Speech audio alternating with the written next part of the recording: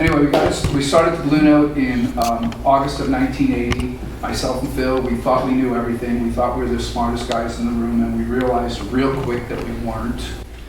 But one thing we had in mind is we're very music focused, completely, and we felt that there wasn't enough music coming to Columbia, having the University of Missouri here, and just a great population for that kind of thing.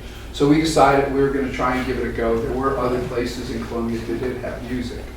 So, and we started building a little bit of a reputation with agents, and they found out, hey, these guys in Columbia, they pay the band like they said they would, they promote it like they said they would, and they just take care of the bands. And that was our number one goal. We made sure the bands got paid, we made sure the bands were happy, but I just took over booking shows, and I took over doing the promotions, and I did help clean up that day, and sometimes at night I would be behind the bar and stuff like that. We really didn't have a lot of money, so it was really, that's how it worked. It was a very grassroots operation.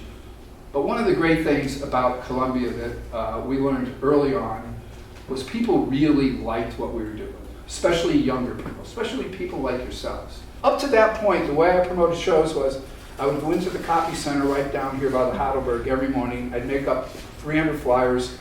I have a bag, a staple gun, and I'd go all over campus putting up flyers because that was the only way I could afford to advertise my shows. Certain agents were so big they usually had 3 assistants you had to go through to get to talk to them. And this is back in the days when there's fax machines, but there was an agent called Carol Lewis.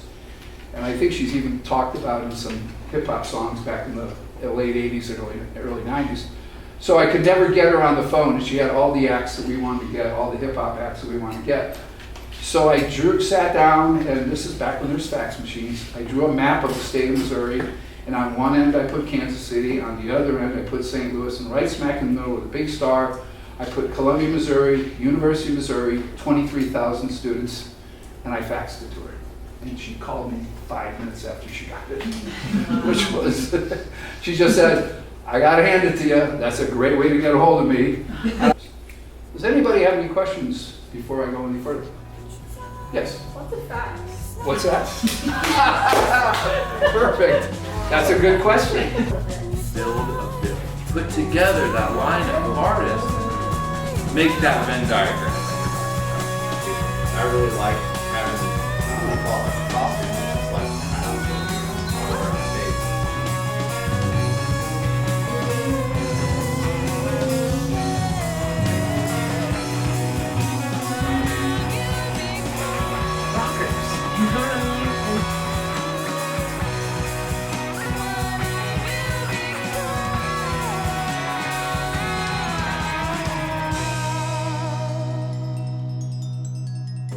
This is to you, Daisy.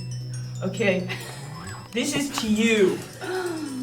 We love you. You're awesome. You pull off that choker, man. And I you're like your hair. You're like 8 years old, dude, and you have this epic music taste.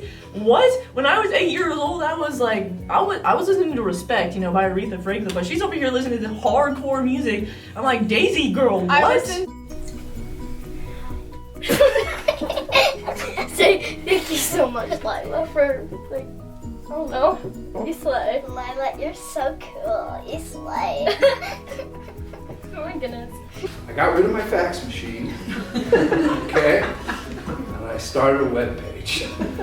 We love you, Phil Sean. We love you, Phil Sean. Your history class and your songwriting class this year was actually fabulous. Yeah. We love listening to all your ideas that you have. That's for the end. Cut.